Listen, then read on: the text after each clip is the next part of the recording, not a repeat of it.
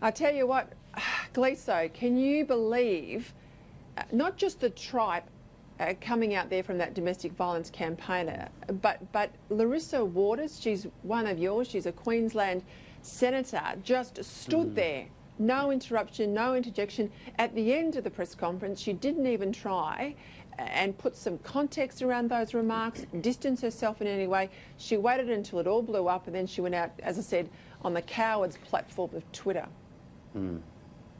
Says everything about the Greens, Peter. Opportunistic, un-Australian. Look, this has been a sad week for Australia, not just with what's going on as far as the fires are concerned, but the way the political debate has degenerated in this country. Not that long ago, Peter, when you and I were in our 20s, these sorts of, fires, floods, cyclones, they galvanised the country.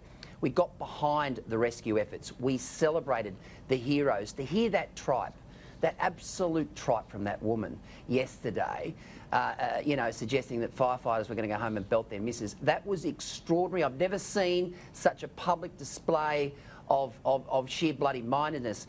And of course, they sit back, these Greens, and they very opportunistically say that it's climate change that's causing all these fires, when in fact it's their vegetation management laws. And we see it here in Queensland with the way in which they jump into bed with the left of the Labor Party, and they stop landholders, they stop farmers from backburning, which is causing all the problems. And before we go on, Billy Geddes is a volunteer firefighter from Rocky. He penned a letter to the Courier Mail editor yesterday, and he spoke about how they couldn't backburn in some of those areas of Rocky that is really suffering at the moment. And in fact, some of the government officials were telling landholders, were telling farmers that if you backburn tonight, we will charge you with arson.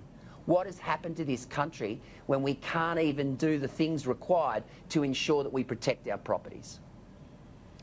Corrine, I have to say, it's really incumbent now on women with a platform and a voice, women like you, women like me, I think, to defend our men.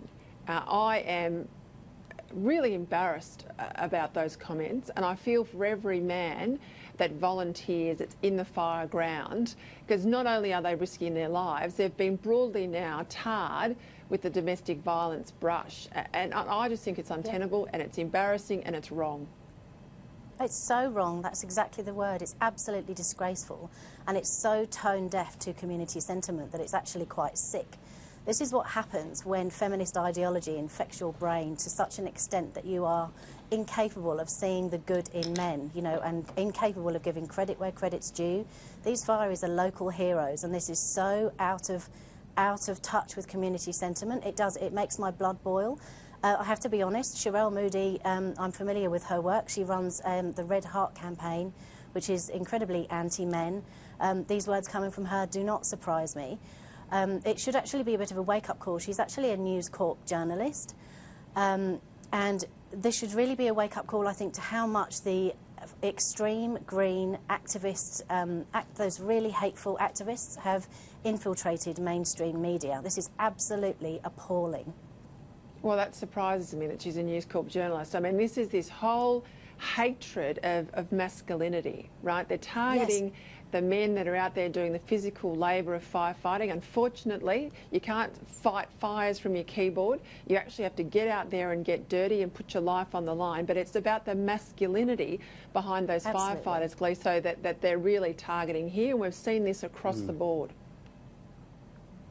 Oh, absolutely, and there's evidence. And I was on Steve Price's show today on 2GB, where they actually spoke about some of the rural firefighters, that there's usually a baby boom about 9 months on from a big fire, because the men are out, doing their thing for a few days, and they come back, and obviously their wives have missed them, and all of a sudden 9 months down the track, there's a bit of a baby boom. So I think this has been the greatest load of public tripe I have ever seen. It just strikes at the heart of everything that's not right about this country. And as you say, for Larissa Waters to sit behind that woman and not call her out yesterday just says so much about the Greens.